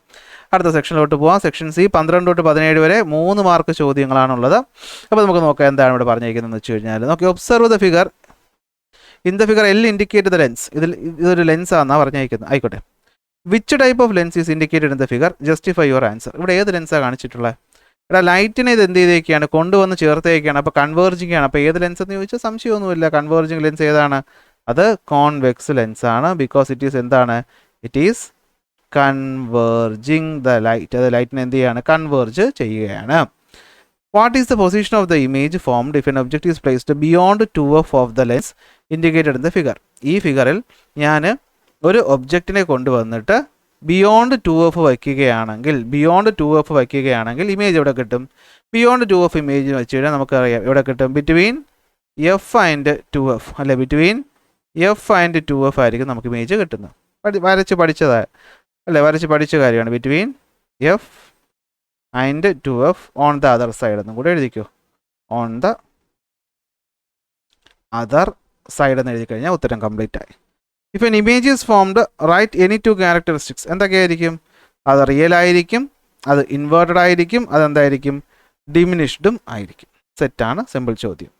12ാമത്തെ ബി ചോദ്യം. ഇനി എഴുതാമെങ്കിൽ ബി എഴുതിക്കോ. ബി ആണ് സൂപ്പർ. എനിക്കിത് കണ്ടത് വെച്ച് തോന്നിയിട്ടുള്ള എ തന്നെ എഴുതാൻ നോക്കിക്കോ കേട്ടോ. ബി എന്ന് വെച്ച് കഴിഞ്ഞാൽ എക്കാളും പാടായിട്ടാണ് വന്നേക്കുന്നത്. The number indicating the magnification of the image obtained when an object is placed behind the principal focus of a lens is +1/3. കാണുമ്പോൾ തന്നെ മനസ്സിലായി എന്തോ പണി വരുന്നുണ്ട്. Which type of lens is justify your answer. നല്ലൊരു ട്രിക്കി ചോദ്യമാണിത്. ഇവിടെ പറഞ്ഞിട്ടുള്ളത് magnification എന്ന് പറയുന്നത് +1/3 ആണ്. നിങ്ങൾക്കറിയാം മാഗ്നിഫിക്കേഷൻ്റെ വാല്യൂ എന്ന് പറയുന്നത് പ്ലസ് വരികയാണെങ്കിൽ അവിടെ ഉണ്ടാകുന്ന ഇമേജ് എന്തായിരിക്കും, വെർച്വൽ ആയിരിക്കും എന്ന് നമുക്കറിയാം. സോ ഇവിടെ ഒരു വെർച്വൽ ഇമേജാണ് ഉണ്ടായിട്ടുള്ളത്. ഇനി മാഗ്നിഫിക്കേഷൻ്റെ വാല്യൂ എന്ന് പറയുന്നത് എത്രയാണ്, 1/3 ആണ്. 1/3 എന്ന് വെച്ച് കഴിഞ്ഞാൽ അത് ഒന്നിനേക്കാളും ചെറുതാണ്. ഇവിടെ നിങ്ങൾ ഒരിക്കലും ഈ പ്ലസിനെയും ഈ സംഖ്യയും തമ്മിൽ മിക്സ് ചെയ്യിക്കരുത്. പ്ലസിൻ്റെ സിമ്പിളിനെ മാറ്റി ഇട്ടിക്കുക. അത് +1/3 എന്ന് പറയുമ്പോൾ അതെന്താണ്, ഒന്നിനേക്കാളും ചെറുതാണ് അല്ലെ. 1/3യുടെ വാല്യൂ എടുത്ത് നോക്കിയേ, ഒന്നിനേക്കാളും ചെറുതല്ലേ ഡെസിമൽ വരുമ്പോൾ. അപ്പോൾ ഒന്നിനേക്കാളും ചെറുതെന്ന് വെച്ചാൽ അവിടെ ഉണ്ടാകുന്ന ഇമേജ് എന്ന് വെച്ചാൽ എന്തായിരിക്കും, അത് ഡിമിനിഷ്ഡ് ഇമേജ് ആയിരിക്കും. അതെന്തായിരിക്കും, ഡിമിനിഷ്ഡ് ഇമേജ് ആയിരിക്കും. അപ്പോൾ വെർച്വലും ഡിമിനിഷ്ഡ് ഇമേജും തരുന്ന ലെൻസ് ഏത്, അതാണ് ചോദ്യം. നമുക്കറിയാം വെർച്വൽ ഇമേജ് ഏറ്റവും കൂടുതൽ തരുന്നത് ആരാണ്, അത് കോൺകേവ് ആണ്. അപ്പോൾ നിങ്ങൾ ചോദിക്കും സാറേ കോൺവെക്സ് ഇമേജും തരുമല്ലോ. ശരി, തരും. പക്ഷെ കോൺവെക്സ് ലെൻസ് നമുക്ക് വെർച്വൽ ഇമേജ് വന്നപ്പോൾ ആ വെർച്വൽ ഇമേജ് ഒബ്ജക്റ്റിനെക്കാളും വലുതായിരുന്നോ ചെറുതായിരുന്നോ? അത് ഒബ്ജക്റ്റിനെക്കാളും വലുതായിരുന്നു അല്ലേ. നമ്മൾ ഇവിടെ ഒബ്ജക്റ്റ് വെച്ചപ്പോൾ നമുക്ക് ഇവിടെ ആയിട്ടാണ് ഇമേജ് കിട്ടിയത്, ഓർമ്മയില്ലേ? സോ അതിവിടെ വരത്തില്ല. പിന്നെ ഉള്ള ഏക കേസ് ഏതാ, കോൺകേവിൻ്റെ കേസാണ്. ഒബ്ജക്റ്റ് നമ്മൾ എവിടെ വെച്ചാലും നമുക്ക് ഇമേജ് എവിടെ കിട്ടും, ഇമേജ് ദാ ഇവിടെ ഇങ്ങനെയായിട്ട് കിട്ടും അല്ലേ. അപ്പോൾ ഈ ലെൻസ് ഏതായിരിക്കും, ഇതൊരു കോൺകേവ് ലെൻസ് ആയിരിക്കും. കണ്ടോ, 1 മാർക്ക് ചോദ്യമാണെങ്കിൽ ഇതിനും മാത്രം കാര്യം അതിനകത്ത് ചിന്തിക്കണം. Draw A diagram of the image position if the object is placed at 2f. എവിടെയോ കൊണ്ടുവച്ചു, 2fലോ എഫിലോ ബിയോണ്ട് 2fലോ വെച്ചാലും ഇമേജ് ഇവിടെ തന്നെ ആയിരിക്കും കിട്ടുന്നത്. സോ റേ ഡയഗ്രാം നമ്മൾ കോൺകേവ് പഠിച്ച ഡയഗ്രാം ഇല്ലേ, ടെസ്റ്റ് പഠിച്ച അതേ ഡയഗ്രാം വരച്ചാൽ ഇവിടെ വേറെ ഒന്നുമില്ല, 2 മാർക്ക് അവിടെ തന്നെ കിട്ടും. ഓക്കെ. അപ്പോൾ ചിലപ്പം നമുക്ക് കറക്റ്റ് ഉത്തരം മനസ്സിലായില്ലെങ്കിലും അറിയാമെന്നുള്ളതോടെ എഴുതി വയ്ക്കാൻ ശ്രമിക്കുക. കാരണം നിങ്ങൾ കോൺകേവിൽ ഒരൊറ്റ ഇമേജ് ഫോർമേഷനെ പഠിച്ചിട്ടുള്ളൂ. സോ അതിവിടെ വരച്ച് വയ്ക്കുക. പിന്നെ കുഴപ്പം ഇത് കോൺകേവ് ആണെന്ന് ഐഡൻറ്റിഫൈ ചെയ്യണം, അതിന് കുറച്ച് പാർട്ടുണ്ട്. ഓക്കെ, അപ്പോൾ എ പാർട്ടിലോട് തന്നെ സ്റ്റിക്ക് ഓൺ ചെയ്യുന്നതായിരിക്കും നല്ലത്. 13ാമത്തെ ചോദ്യം, A part. In the graph the distance from O to A 60 metre. ഇവിടം തൊട്ട് ഇവിടം വരെ 2 ഫിഗറിലും ഉള്ളത് എത്ര മീറ്റർ ആണ്, 60 മീറ്റർ ആണെങ്കിൽ the time taken to travel is 0.2 seconds. ഇവിടെ സഞ്ചരിക്കാനെടുത്ത സമയം 2 സെക്കൻഡ് ആണെങ്കിൽ find the frequency of each wave. ഓരോ വേവിൻ്റെ ഫ്രീക്വൻസി കണ്ടുപിടിക്കണം. സോ ഫ്രീക്വൻസിയുടെ ഫോർമുല എന്തുവാണ്, നമുക്ക് 1/t ഒന്നും ഇവിടെ കൊടുക്കാൻ പറ്റത്തില്ല. 1/t ഒന്നും കൊടുക്കാൻ പറ്റത്തില്ല. ഇവിടെ എന്താ വന്നിട്ടുള്ളത്, ഒന്നാമത്തെ വേവ് നോക്കുമ്പോൾ നമുക്ക് എന്താ മനസ്സിലാവുന്നത്, ഇവിടം മുതൽ ഇവിടം വരെ 60 മീറ്റർ. ഈ 60 മീറ്ററിൽ 1, 2, 3 വേവ് ഉണ്ടാവുന്നുണ്ട്. അത് നമുക്കറിയാം വേവ് ലെങ്ത് എന്ന് വെച്ച് കഴിഞ്ഞാൽ ഒരു വേവ് സഞ്ചരിച്ച ദൂരം. ഇവിടെ 3 വേവ് സഞ്ചരിച്ച ദൂരം എന്ന് പറയുന്നത്, 3 വേവ് സഞ്ചരിച്ച ദൂരം എത്രയാണ്, 60 മീറ്റർ ആണെങ്കിൽ ഒരു വേവ് സഞ്ചരിച്ച ദൂരത്തിന് ഞാൻ x എന്നിട്ടാൽ കണ്ടുപിടിക്കാൻ പറ്റുമോ? പറ്റും. 3 വേവ് സഞ്ചരിച്ചത് അല്ലേ, 3 വേവ് ഉണ്ടാവാൻ എടുത്തത് 60 ആണെങ്കിൽ ഒരു വേവിന് എത്രയായിരിക്കും ഉണ്ടാകുന്ന സമയം എന്ന് പറയുന്നത്, 60/3 അല്ലേ. എത്ര, 20 മീറ്റർ ആണ്. സെൻറ്റിമീറ്റർ ആണോ മീറ്റർ ആണോ കിടക്കുന്നത്, 20 മീറ്റർ ആണ് ഒന്നാമത്തെ വേവ് ലെങ്ത്. അപ്പോൾ നമുക്ക് എടുക്കാം wave length of the first wave എന്ന് പറയുന്നത് എത്രയാണ്, 20 മീറ്റർ ആണ്. അപ്പോൾ നിങ്ങൾ ചോദിക്കും എന്തിനാണ് ഇപ്പോൾ വേവ് ലെങ്ത് കണ്ടുപിടിച്ചത്, ഫ്രീക്വൻസി കണ്ടുപിടിക്കേണ്ടേടാ. ഇവിടെ ആലോചിച്ച് നോക്കുക, ഒന്നുകൂടി പറയാം, ശ്രദ്ധിച്ചു. കാരണം ഇതാണ് ഞാൻ പറഞ്ഞത്, വീഡിയോ ലെങ്ത് കൂടും. എനിക്ക് തന്നെ തോന്നുന്നു നിങ്ങൾക്ക് ഇപ്പോൾ സംശയം വന്നിട്ടുണ്ടാവുമോ. നോക്കിയോ, നമുക്കിവിടെ ചോദിച്ചിട്ടുള്ള ഫ്രീക്വൻസിയാണ്. നമുക്കറിയാം ഫ്രീക്വൻസി കണ്ടുപിടിക്കാൻ നമ്മൾ പഠിച്ചിട്ടുള്ള ഫോർമുല എന്താണ്, V = F λ. അല്ലെങ്കിൽ വേറൊരു ഫോമുല എന്തുവാണ്, F is equal to 1/t. Time period ഒന്നും ഇവിടെ തന്നിട്ടില്ല, ഉണ്ടോ? ഇല്ല. 2 വേവ് കംപ്ലീറ്റ് ആകാനെന്നുള്ള സമയമൊന്നും അല്ല തന്നിട്ടുള്ളത്. 60 മീറ്ററുള്ള 3 വേവ് ഉണ്ടാകാനുള്ള സമയം തന്നിട്ടുള്ളത്. അതിൽ നിന്ന് ടൈം പീരീഡ് ഒക്കെ കണ്ടുപിടിച്ചുകൊണ്ടിരിക്കുന്ന റിസ്ക് ആണ്. പക്ഷെ ബാക്കി നമുക്ക് കണ്ടുപിടിക്കാൻ പറ്റും. V is equal to F ലാംഡയാണ് നമ്മുടെ ഫോർമുല. ഇവിടെ നിന്നും എഫ് ഈസ് ഈക്വൽ ടു എന്താണ്, വി ബൈ ലാംഡയാണ്. അപ്പോൾ അത് വെച്ച് നമുക്ക് ഫ്രീക്വൻസി കണ്ടുപിടിക്കാം. നമുക്ക് വിയും വേണം ലാംഡയും വേണം. വെലോസിറ്റി എങ്ങനെ കണ്ടുപിടിക്കും? വെലോസിറ്റി എന്ന് വെച്ചാൽ എന്താണ്, നമുക്ക് കണ്ടുപിടിക്കേണ്ട ആവശ്യമില്ല. വെലോസിറ്റി എന്ന് വെച്ച് കഴിഞ്ഞാൽ വേണം. വെലോസിറ്റി എന്തുവാണ്, ഡിസ്പ്ലേസ്മെൻറ്റ് ബൈ ടൈം. ഇവിടെ ഡിസ്പ്ലേസ്മെൻറ്റ് തന്നിട്ടുണ്ട് 60, ടൈം തന്നിട്ടുണ്ട് 0.2. സുഖമായിട്ട് നമുക്ക് എന്ത് ചെയ്യാം, വെലോസിറ്റി കണ്ടുപിടിക്കാം. പക്ഷേ വേവ് ലെങ്ത് ആണ് നമ്മുടെ വില്ലൻ. നമുക്ക് ആദ്യം വേവ് ലെങ്ത് കണ്ടുപിടിക്കാം. വേവ് ലെങ്ത് കണ്ടുപിടിക്കാൻ നമുക്ക് എന്താ തന്നിട്ടുള്ളത്, ഈ ഗ്രാഫ് തന്നിട്ടുള്ളത്. ഇവിടെ നമുക്ക് നോക്കിയാൽ അറിയാം, എന്താ 1 വേവ്, 2 വേവ്, 3 വേവ്. 3 വേവ് സഞ്ചരിച്ച ദൂരം 60 ആണെങ്കിൽ 1 വേവ് സഞ്ചരിച്ച ദൂരം എത്രയായിരിക്കും? 3 വേവ് സഞ്ചരിച്ച ദൂരം 60 ആണെങ്കിൽ 1 വേവ് സഞ്ചരിച്ച ദൂരം എത്രയായിരിക്കും? ക്രോസ് മൾട്ടിപ്ലൈ ചെയ്ത് നമുക്ക് എന്ത് കിട്ടും? 3x is equal to 60 into 1, 60. x is equal to 60/3. that is equal to എത്ര? 20 മീറ്റർ എന്ന് കിട്ടും. സോ ഒന്നാമത്തെ ആളുടെ വേവ് ലെങ്ത് കിട്ടി. അതേ ലോജിക്കിൽ നമുക്ക് രണ്ടാമത്തെ ആളുടെ വേവ് ലെങ്ത് കണ്ടുപിടിച്ചൂടെ? ഞാനിവിടെ എക്സിന് പകരം ലാംഡ 1 എന്ന് കൊടുക്കാം. ലാംഡ 1. അതേപോലെ നമുക്ക് രണ്ടാമത്തെ ആളെ കണ്ടുപിടിച്ചൂടെ? കണ്ടുപിടിക്കാമല്ലോ. ലാംഡ 2 എത്രയായിരിക്കും? ഇവിടെ എത്ര വേവ് ഉണ്ടാകുന്നത്? 1, 2. അപ്പോൾ 2 വേവ് സഞ്ചരിക്കാൻ വേണ്ട ദൂരം 60 മീറ്റർ ആണെങ്കിൽ 1 വേവ് സഞ്ചരിക്കാൻ വേണ്ട ദൂരം lambda 2 metre. Okay, lambda 2 metre. So lambda 2 എത്രയായിരിക്കും? 2 ലാംഡ. ഇവിടെ ലാംഡ എന്ന് എഴുതുമ്പോൾ കൺഫ്യൂഷൻ വരണോ? വേണ്ട, എക്സ് എന്ന് എഴുതത്തോ. അപ്പോൾ 2x is equal to 60. x is equal to 60/2. 30 metre എന്ന് കിട്ടും. എത്ര കിട്ടും? 30 മീറ്റർ എന്ന് കിട്ടും. ഓക്കെ, എത്ര കിട്ടും? 30 മീറ്റർ എന്ന് കിട്ടും. അപ്പോൾ ഇതാണ് ലാംഡ 2. അപ്പോൾ ഒന്നാമത്തെ ആളുടെ വേവ് ലെങ്ത് എന്ന് പറയുന്നത് 20 മീറ്റർ. രണ്ടാമത്തെ ആളുടെ വേവ് ലെങ്ത് എന്ന് പറയുന്നത് 30 മീറ്റർ. ആലോചിച്ച് നോക്കിയത്, ഇവിടം വരെയുള്ള ദൂരത്തിനേക്കാൾ എന്തായാലും കൂടുതലല്ലേ ഇവിടം വരെയുള്ള ദൂരം. സോ 30-20 കിട്ടി. ഇനി വെലോസിറ്റി കണ്ടുപിടിച്ച്. വെലോസിറ്റി എത്രയാണ്? ഡിസ്പ്ലേസ്മെൻറ്റ് 60 ബൈ ടൈം എത്ര? 0.2. Velocity is equal to 60/0.2. നമുക്ക് 2/10 എന്ന് എടുത്താലോ. 10 മോളിൽ പോവും. എന്ത് കിട്ടും? v is equal to 600/2. That is v is equal to 300 metre per second. രണ്ട് വേവിൻ്റെ വെലോസിറ്റി 300 തന്നെയാണോ? അതെ, രണ്ട് ഒരേ ദൂരമല്ലേ സഞ്ചരിച്ചത് ഒരേ സമയത്ത്. സോ 300 തന്നെയാണ്. അപ്പോൾ അത് വെച്ചുകൊണ്ട് നമുക്ക് ഫ്രീക്വൻസി കണ്ടുപിടിക്കാമല്ലോ. ഒന്നാമത്തെ ആളുടെ ഫ്രീക്വൻസി F1. എന്താണ്? വെലോസിറ്റി 300 ലാംഡ 1 എത്രയാണ്? 20. 0 വെട്ടിപ്പോയി, 15 എന്ന് കിട്ടും. 15 ഹെഡ്സ്. രണ്ടാമത്തെ ആളുടെ ഫ്രീക്വൻസി F2 എത്രയാണ്? 300/30. 0 വെട്ടി 10 ഹെഡ്സ് എന്ന് കിട്ടും. So frequency of the first ആൾ F1 is equal to 15 hertz. F2 is equal to 10 hertz. സെറ്റാണ്, കിട്ടി. കേട്ടോ, നല്ല ടഫായിട്ട് ചോദ്യമാണ് അല്ലേ. Compare the velocity of the wave. രണ്ട് വേവിനും എന്താണ്? സെയിം വെലോസിറ്റിയാണ്. Both have same velocity.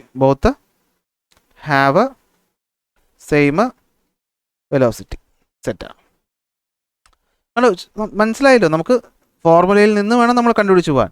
നമുക്ക് വേണ്ടത് ഫ്രീക്വൻസി. അപ്പോൾ ഫ്രീക്വൻസിയുടെ ഫോർമുല എഴുതി, അതിൽ നിന്ന് ഫ്രീക്വൻസി ഈക്വേറ്റ് ചെയ്തു. വേണ്ട ആൾക്കാരൊക്കെ ഇത് മനസ്സിലായി. അത് നമ്മൾ വെലോസിറ്റി കണ്ടുപിടിച്ചു. വെലോസിറ്റിയോട് ചോദ്യം നമ്മൾ ലെറ്റസ് അസസ് ചോദ്യങ്ങളൊക്കെ ഞാൻ മെനക്കെട്ടൊരു വീഡിയോ ഇട്ട് നിങ്ങൾക്ക് വേണ്ടി ചെയ്തു തന്നെ ഇതിന് വേണ്ടിയിട്ടാണ്. ആ ചോദ്യങ്ങൾ ചെയ്ത് പഠിച്ചിട്ടുണ്ടെങ്കിൽ നിങ്ങൾക്ക് ഇത്തരം ചോദ്യങ്ങൾ ചെയ്യാൻ അറിയായിരിക്കും അല്ലേ. കണ്ടോ, അതിനാണ് അത് പഠിപ്പിക്കുന്നത്, അല്ല ചുമ്മാ സമയം കളയാനല്ല. പക്ഷേ ആ വീഡിയോസൊക്കെ വളരെ കുറച്ച് പേര് മാത്രമേ കാണുന്നുള്ളൂ. സോ അതുകൂടി ഒന്ന് പോയി കാണൂ. അത് കാണുന്ന എന്തിനാണ്? ഇങ്ങനത്തെ ചോദ്യങ്ങൾ വരുമ്പോൾ അത് ചെയ്ത കുട്ടിക്ക് ഈസി ആവും. അല്ലാത്ത കുട്ടി കുറച്ച് തല പോയിട്ട് സമയം കളയേണ്ടി വരും. അങ്ങനെ വെലോസിറ്റി നമുക്ക് കിട്ടി. പിന്നെ വേണ്ടത് ലാംഡയാണ്. ഫസ്റ്റ് ആളുടെ നിന്ന് നമുക്ക് ലാംഡ 1 കിട്ടി, സെക്കൻഡ് ആളുടെ നിന്ന് ലാംഡ 2 കിട്ടി. പക്ഷേ അത് പടത്തു നിന്ന് എടുത്തതാണ്. അപ്പോൾ ഇത് എങ്ങനെയാണ്? നിങ്ങൾ ഇതുപോലത്തെ ഒരു ചോദ്യമൊക്കെ ചെയ്ത് കഴിയുമ്പോഴേ നിങ്ങൾക്ക് ആ ഒരു ഐഡിയ മനസ്സിൽ വരുള്ളൂ. ഓക്കെയാണ്. 13B. A body is shown in the figure with nails fixed to it and copper wire of the same thickness fixed to them with the same tensile force. Each wire has a paper rider. When a tuning fork with a frequency of 512 Hz is excited and its stem is pressed against the board, only the paper writer of the B flew off. എന്ന് വെച്ചാൽ ഒരു ബോർഡിൽ ഞാനിങ്ങനെ 1, 2, 3 എന്ന് 3 വയറുകൾ ഒരേ material, അതുപോലെ ഒരേ തിക്നെസ്, അതുപോലെ എന്താണ് ഒരേ ഫോഴ്സിൽ ഞാൻ വെച്ചിട്ട് അതിൻ്റെ മുകളിൽ എന്ത് വെച്ചു, ഒരു പേപ്പർ കഷ്ണം എടുത്ത് വെച്ചു. ഇതാണ് പേപ്പർ റൈഡർ എന്ന് പറയുന്നത്. എന്നിട്ട് 512 ഹെർട്സ് ഉള്ള ഒരു ട്യൂണിംഗ് ഫോർക്ക് ഞാൻ എടുത്ത് ഇവിടെ കുത്തി നിർത്തിയപ്പോൾ ഇതിലെ പേപ്പർ മാത്രം ഇളകി വീണു. കാരണം ഇവനും തമ്മിലാണ് അവിടെ എന്തെത്തിയത്, റെസോണൻസിൽ എത്തിയത്. അതുകൊണ്ടാണ് മാക്സിമം വൈബ്രേറ്റ് ചെയ്തത്. സോ ചോദ്യം, ബിയുടെ നാച്ചുറൽ ഫ്രീക്വൻസി എത്രയായിരിക്കും? എടാ 512 ഹെർട്സ് ഉള്ള ഒരു ട്യൂണിംഗ് ഫോർക്ക് വെച്ചപ്പോൾ ഇവൻ മാത്രം റെസോണൻസ് എത്തിയെങ്കിൽ അവൻ്റെ നാച്ചുറൽ ഫ്രീക്വൻസി എത്രയായിരിക്കും? 512 ഹെർട്സ് ആയിരിക്കും. ലോജിക്കല്ലേ? ആണ്. What is the natural frequency of A with respect to B? എയുടേത് എത്രയായിരിക്കും എന്നാണ് ചോദിച്ചിട്ടുള്ളത്. എത്രയെന്നൊന്നും നമുക്കറിയില്ല. നമുക്ക് എന്തായാലും ഒന്നറിയാം, 512 ഹെർട്സ് അല്ല എന്നുള്ളത് നമുക്കറിയാം. അതുപോലെ തന്നെ അത് 512 ഹെർട്സിനേക്കാളും കുറവായിരിക്കും എന്നും നമുക്കറിയാം. കാരണം എന്താ, എക്ക് ബിയേക്കാളും ലെങ്ത് കുറവാണ്. ലെങ്ത് കുറവാണ്. Natural frequency of A material depends on the length material എന്നൊക്കെ പറഞ്ഞ് നമ്മൾ 3 പോയിന്റ് പഠിച്ചിട്ടുണ്ട്. അപ്പോൾ അതിൻ്റെ അർത്ഥം എന്താ, ലെങ്ത് കൂടിയാക്കായിരിക്കും കൂടുതൽ വരുന്നത്. ലെങ്ത് കുറഞ്ഞ ഫ്രീക്വൻസി എന്തായിരിക്കും? കുറവായിരിക്കും. Right any 2 factors, length, thickness, force. അതാണ് എന്ത് ചെയ്യുന്നത്, ഒരു ഒബ്ജക്റ്റ് നാച്ചുറൽ ഫ്രീക്വൻസി ഡിപ്പെൻഡ് ചെയ്യുന്നത്. നോട്ട് തന്നിട്ടുണ്ട് ആ പോയിന്റ് സെപ്പറേറ്റ് ആയിട്ട്. 14ാമത്തെ ചോദ്യമാണ് നമ്മൾ എന്ത് ചെയ്യാൻ പോകുന്നത്, ഡിസ്കസ് ചെയ്യാനായിട്ട് പോകുന്നത്. ഒരുപാട് ലെങ്ത് ആയ പോലെ തോന്നണം അല്ലേ ക്ലാസ്? ശരി, നോക്കിയോ 14ാമത്തെ ചോദ്യം എന്താ പറയുന്നത്? 1.5 മണിക്കൂർ പരീക്ഷയുടെ ചോദ്യ പേപ്പറല്ലേ ഡിസ്കസ് ചെയ്യുന്നത്, അപ്പോൾ സമയം പോകുമല്ലോ അല്ലേ? It is known that sunlight contains many type of radiation beside visible light. ആയിക്കോട്ടെ, വിസിബിൾ ലൈറ്റിൽ സൺലൈറ്റിൽ കാണാൻ പറ്റുന്ന ലൈറ്റ്, വിസിബിൾ ലൈറ്റ് അല്ലാതെ മറ്റ് റേഡിയേഷനും ഉണ്ട്. Ultraviolet, infrared, X ray, gamma ray നമ്മൾ പഠിച്ചിട്ടുണ്ട്. Which type of radiation is responsible for the heat? പോയിൻ്റായി തന്നെ പഠിച്ച കാര്യമാണ് അല്ലേ? ഹീറ്റിന് കാരണം ആരാ? അത് നമ്മുടെ ഇൻഫ്രാറെഡ് കിരണങ്ങളാണ്. വൈറ്റമിൻ ഡി പ്രൊഡ്യൂസ് ചെയ്യുന്ന ആരാ? അത് അൾട്രാ വയലറ്റ് കിരണങ്ങളാണ്. സ്പീഡ് ഓഫ് ലൈറ്റ് വാക്യൂമിൽ എത്രയാണ്? കാണാതെ പഠിച്ചു വെച്ചോ എന്ന് ഞാൻ മുമ്പേ പറഞ്ഞിട്ടുണ്ട്. എത്രയാണത്? 3 × 10⁸ മീറ്റർ/സെക്കൻഡ്. കഴിഞ്ഞ കൊല്ലം എൻ്റെ ക്ലാസ് കണ്ടവരാണെങ്കിൽ ഞാൻ അന്നേ പറഞ്ഞിട്ടുണ്ട് ഇതിൻ്റെ വാല്യൂ സി ആണ്, ഇത് കാണാതെ പഠിച്ചു വെച്ചോ എന്ന്. കണ്ട, ഇപ്പോൾ ഉപയോഗം വന്ന. അടുത്ത് 15ാമത്തെ ചോദ്യമാണ്. തീരുന്നില്ലേ ഇത്? കുറേ ഉണ്ടോ? എത്ര? 18 ചോദ്യങ്ങളുണ്ട്. ഏതാണ്ട് അടുത്തെത്തി. Okay. An object OB is placed between F and the lens of a convex lens. കോൺവെക്സിൽ എഫിന് ഇടയിൽ വെച്ചിട്ടുണ്ട്. ഫിഗർ കംപ്ലീറ്റ് ചെയ്യാനാണ് പറഞ്ഞേക്കുന്നത്. എന്തായിരിക്കും ഫിഗർ കംപ്ലീറ്റ് ചെയ്യാനുള്ളത്? ഡൈവേർജിങ് ആണ് അല്ലേ? അപ്പോൾ ഇങ്ങനെ പോവും, ഇങ്ങനെ പോവും, ഇങ്ങനെ പോവും. ഇവിടെ ആയിരിക്കും നമുക്ക് ഇമേജ് കിട്ടുന്നത് അല്ലേ? വരച്ച് പഠിച്ചതാണ്, വീണ്ടും വിശദീകരിക്കണ്ടല്ലോ. Right character of the image: virtual, erect, enlarged.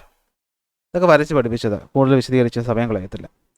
V know that a microscope is used to magnify small objects. ആയിക്കോട്ടെ.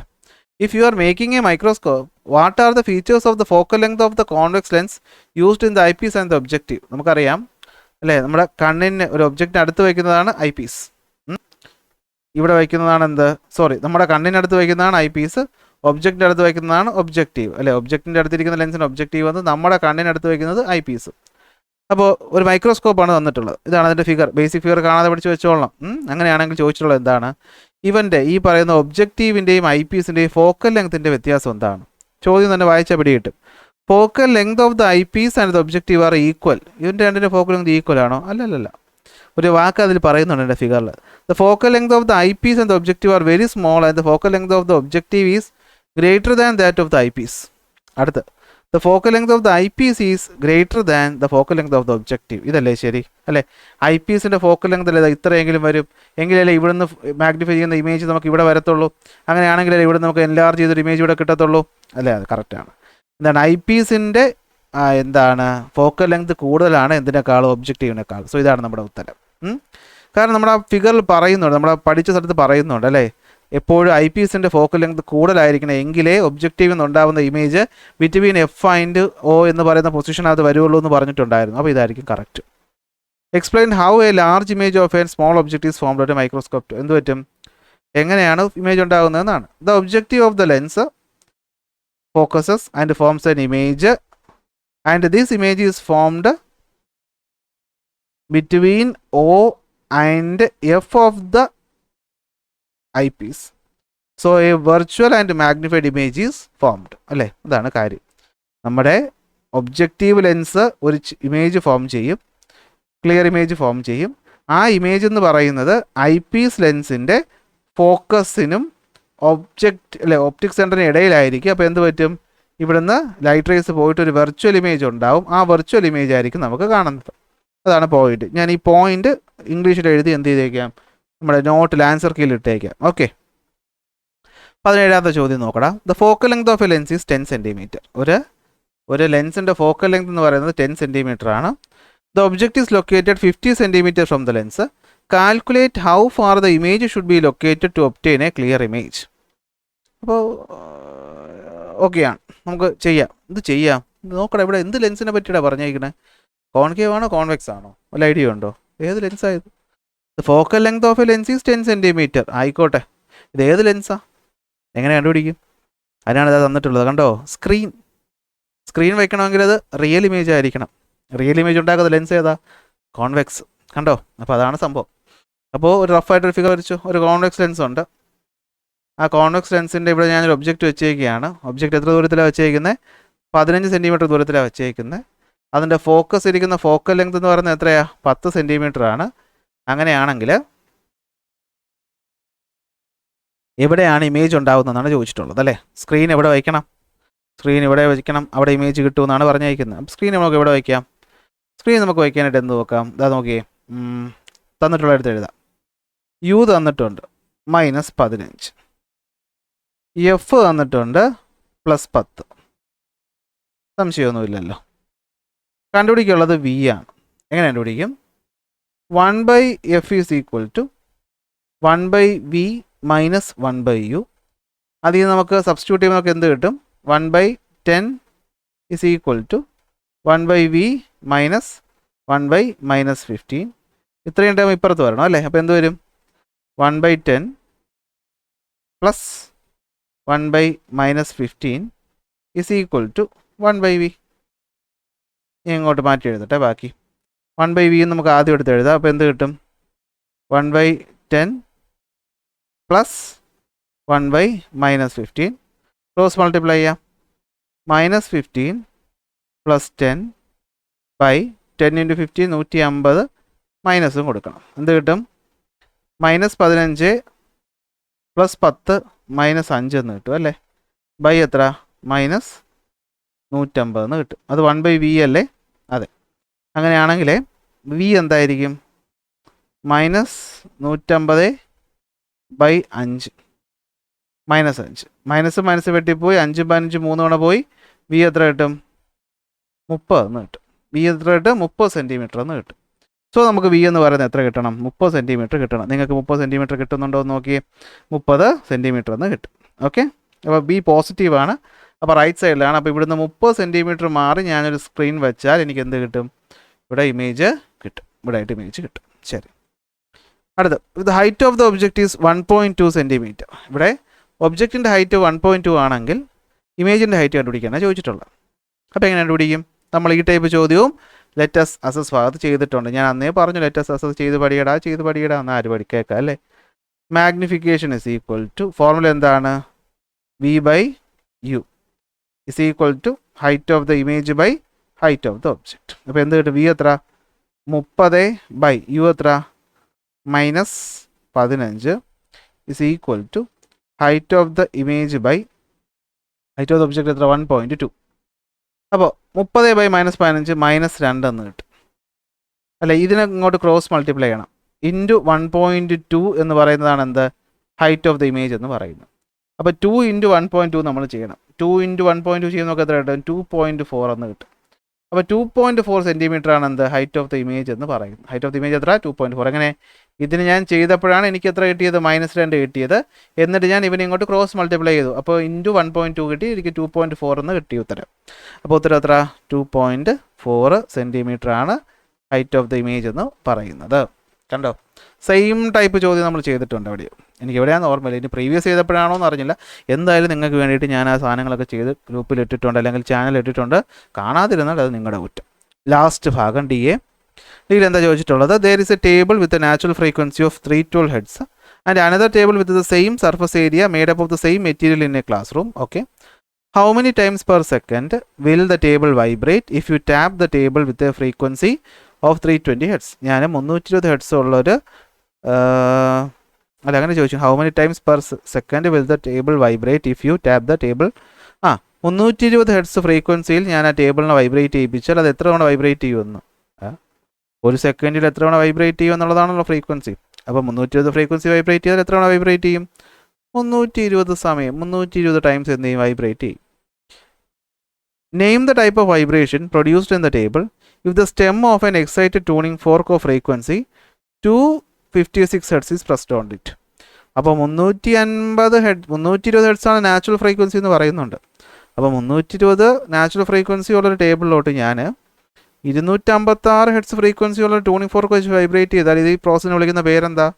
നിർബന്ധിച്ച് വൈബ്രേറ്റ് ചെയ്യിപ്പിക്കില്ല. അപ്പോൾ നമുക്ക് എന്ത് വിളിക്കാം? ഫോഴ്സ്ഡ് വൈബ്രേഷൻ എന്ന് വിളിക്കാം. എന്ത് വിളിക്കാം? ഫോഴ്സ്ഡ് വൈബ്രേഷൻ എന്ന് വിളിക്കാം. ശരി.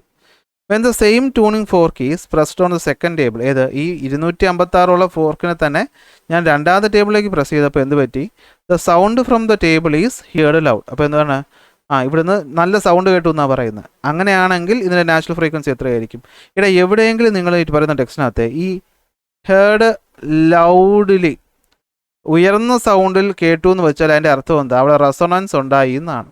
അവിടെ എന്തുണ്ടായി? ഇവിടെ എൻ്റെ തല കാരണം നിങ്ങൾക്ക് കാണാൻ പറ്റും. അവിടെ എന്തുണ്ടായി? റെസോണൻസ് ഉണ്ടായി എന്നാണ് അർത്ഥം. അവിടെ എന്തുണ്ടായി? റെസോണൻസ് ഉണ്ടായി. അപ്പോൾ റെസോണൻസ് ഉണ്ടാവണമെങ്കിൽ natural frequency forced frequency equal ആയിരിക്കണം. അപ്പോൾ 256ൻ്റെ ട്യൂണിംഗ് ഫോർക്ക് ഞാൻ ഇവിടെ കൊണ്ടുവച്ചപ്പോഴല്ലേ ലൗഡായിട്ട് കേട്ടത്? എങ്കിൽ അതിൻ്റെ ഫ്രീക്വൻസി എത്രയായിരിക്കും? നാച്ചുറൽ ഫ്രീക്വൻസി എത്രയായിരിക്കും? 256 ഹെർട്സ് ആയിരിക്കും. പിടികിട്ടിയ? എടാ, രണ്ട് ടേബിൾ ഉണ്ടല്ലോ ഇവിടെ. ഒന്നാമത്തെ ടേബിളിൻ്റെ നാച്ചുറൽ ഫ്രീക്വൻസി 356 ഹെർട്സ് ആണ്. അതിൽ ഞാൻ 256 കൊണ്ട് വെച്ചപ്പോൾ അത് ഫോഴ്സ്ഡ് വൈബ്രേഷനിലായി, പക്ഷേ റെസൊണൻസ് ആയില്ല. എന്നാൽ ഇതേ ട്യൂണിംഗ് ഫോർക്കിന് ഞാൻ ഈ ടേബിളിൽ കൊണ്ട് വെച്ചപ്പോൾ എന്ത് പറ്റി? ഇത് ലൗഡ് സൗണ്ട് ഉണ്ടാക്കി. അതിൻ്റെ അർത്ഥം ഇവിടെ റെസൊണൻസ് എത്തി. അപ്പോൾ ഇവൻ്റെയും ഇതിൻ്റെ നാച്ചുറൽ ഫ്രീക്വൻസി ഈക്വൽ ആകുമ്പോഴല്ലേ റെസൊണൻസ് ഉണ്ടാവുള്ളൂ. അപ്പോൾ ഇവൻ്റെ ഫ്രീക്വൻസി എത്ര? 256 തന്നെ ആയിരിക്കും. അതാണ് ചോദ്യം. സെറ്റ്. ലാസ്റ്റ് ചോദ്യം. ക്ഷീണിച്ചിട്ട് സൗണ്ടൊക്കെ പോയി. കണ്ടോ? നിങ്ങൾക്ക് വേണ്ടിയാണ് കഷ്ടപ്പെട്ട് ക്ലാസ്സുകൾ ഇടുന്നത് കേട്ടോ. ലൈക്കും വല്ലതൊക്കെ കിട്ടുമോ? നോക്കിയോ. It is found that the wavelength of the sound traveling through the air at a speed of 350 meter per second is 70 meter. Then can this sound be heard by humans? Validate. ഇതോ പറഞ്ഞേക്കുന്നത് wavelength of the sound, എയറിലൂടെ സഞ്ചരിക്കുന്ന ഒരു സൗണ്ടിൻ്റെ wave length എന്ന് പറയുന്നത് 70 metre ആണ്. So ഒരു സൗണ്ടിൻ്റെ wave length എന്ന് പറയുന്നത് 70 മീറ്റർ, അത് സഞ്ചരിക്കുന്ന വെലോസിറ്റി എന്ന് പറയുന്നത് 350 മീറ്റർ പെർ സെക്കൻഡ് ആണ്. കണ്ടോ, ഞാൻ ഏതോ 350 മീറ്റർ പെർ സെക്കൻഡ് ആണ് വിട്ടിട്ട്. എങ്കിൽ ഈ സൗണ്ട് നമുക്ക് കേൾക്കാൻ പറ്റുമെന്നാണ്. അപ്പോൾ നിങ്ങൾ ആലോചിക്കണം, ഇത് എവിടെ നിന്നാണ് ഈ ചോദ്യം വന്നേക്കുന്നത്? നമ്മുടെ കേൾവിയെ പറ്റി പറഞ്ഞത് നമ്മൾ അൾട്രാസോണിക്കും ഇൻഫ്രാസോണിക്കും ഒക്കെ പഠിച്ച സമയത്താണ്. അപ്പോൾ നമുക്ക് കേൾക്കാൻ പറ്റുമോ ഇല്ലയെന്ന് ചോദിച്ചു കഴിഞ്ഞാൽ അതിൻ്റെ അർത്ഥം എന്താ? അവിടുത്തെ ഫ്രീക്വൻസിയുമായിട്ട് എന്തോ റിലേഷൻ ഉണ്ട് അല്ലേ? വേവ് ലെങ്തും വെലോസിറ്റിയും തന്നിട്ടുമുണ്ട്. ഇത് വെച്ചുകൊണ്ട് നമുക്ക് ഫ്രീക്വൻസി കണ്ടുപിടിക്കാൻ പറ്റുമല്ലേ? F = എന്താണ്? v/λ. അപ്പോൾ എത്രയാണത്? 350/70, 35/7, 5 ഹെർട്സ് എന്ന് കിട്ടും. സോ ഇപ്പോൾ ഈ കേട്ട സൗണ്ട്, ഓക്കെ, ഇപ്പോൾ ഏതൊരു സൗണ്ട് എയറോട് സഞ്ചരിക്കുന്നു, അത് 350 മീറ്റർ സഞ്ചരിക്കും, വേവ് ലെങ്ത് 70 ആണെങ്കിൽ അതിൻ്റെ ഫ്രീക്വൻസി എന്ന് പറയുന്നത് 5 ഹെർട്സ് ആയിരിക്കും. നമ്മുടെ ചോദ്യം, can this sound be heard by humans? ഈ 5 ഹെർട്സ് സൗണ്ട് നമുക്ക് കേൾക്കാൻ പറ്റുമോ ഇല്ലേ? പറ്റൂല, നമുക്ക് കേൾക്കാൻ പറ്റത്തില്ല. നോ. കാരണം എന്താ? ഇത് 20 ഹെർട്സിൽ താഴെയാണ്. നമുക്ക് മനുഷ്യന്മാർക്ക് 20 ഹെർട്സ് തൊട്ട് 20,000 ഹെർട്സ് വരെയുള്ള സൗണ്ടേ കേൾക്കാൻ പറ്റത്തുള്ളൂ. ഈ 5 ഹെർട്സ് എന്ന് പറയുമ്പോൾ അത് 20-ന് താഴെയല്ലേ, അപ്പോൾ ഇത് കേൾക്കാൻ പറ്റത്തില്ല. ദിസ് ടൈപ്പ് ഓഫ് സൗണ്ടിനെ വിളിക്കുന്ന പേരാണ് എന്ത്? ഇൻഫ്രാസോണിക്. നമ്മുടെ ഓഡിബിൾ റേഞ്ച് എത്ര ഇതാ എഴുതി വെച്ചിട്ടുണ്ട്? 20 hertz to 20,000 hertz. What is the name of the sound with the frequency higher than audible range? ഇതിനേക്കാളും കൂടുതലുള്ള ഏതാ? അത് നമ്മൾ 20,000 ഹെർട്സ് സൗണ്ട് എന്ന് പറയും. എന്തുവാണ് എൻ്റെ പേര്? അൾട്രാ സോണിക് സൗണ്ട് എന്ന് വിളിക്കും. അങ്ങനെ 1.5 മണിക്കൂർ പരീക്ഷ നമ്മൾ എഴുതി തീർത്തിരിക്കുകയാണ്. എനിക്ക് ഏതാണ്ട് ഫുൾ മാർക്ക് കിട്ടി കാണും. നിങ്ങൾക്കും കിട്ടുന്നുണ്ടെങ്കിൽ പറയുക. ഈ ചോദ്യങ്ങളുടെ ഉത്തരവൊക്കെ ഞാൻ പറയുന്നതിന് മുമ്പേ തന്നെ നിങ്ങൾക്ക് കിട്ടുന്നുണ്ടോ? കിട്ടുന്നില്ലെങ്കിൽ പേടിക്കേണ്ട ആവശ്യമൊന്നുമില്ല, പ്രാക്ടീസ് ചെയ്താൽ കിട്ടും. അപ്പോൾ ഇങ്ങനത്തെ കുറച്ച് ടഫ് ചോദ്യങ്ങളപ്പോൾ നമുക്ക് പ്രാക്ടീസ് ചെയ്യണം. സോ ഇനി വരുന്ന ക്ലാസ്സുകൾ ഞാൻ കുറച്ച് നല്ല റേഞ്ച് ചോദ്യങ്ങൾ കൊണ്ടുവരാം. പരീക്ഷയ്ക്ക് ദിവസം ഉണ്ടല്ലോ, ഇനി ആവശ്യപോലെ ദിവസമുണ്ട്. നിങ്ങൾ ആ ടോപ്പിക്കും കോൺസെപ്റ്റും സെറ്റാക്കി പഠിക്കുക. ചോദ്യങ്ങളൊക്കെ ഞാൻ കൊണ്ടുവന്ന് തരാം. ഓക്കെ, അപ്പോൾ അടുത്ത ക്ലാസ്സിൽ അടുത്ത ക്വസ്റ്റ്യൻ പേപ്പറുമായിട്ട് കാണാം. അപ്പോൾ അതുവരെ ബൈ.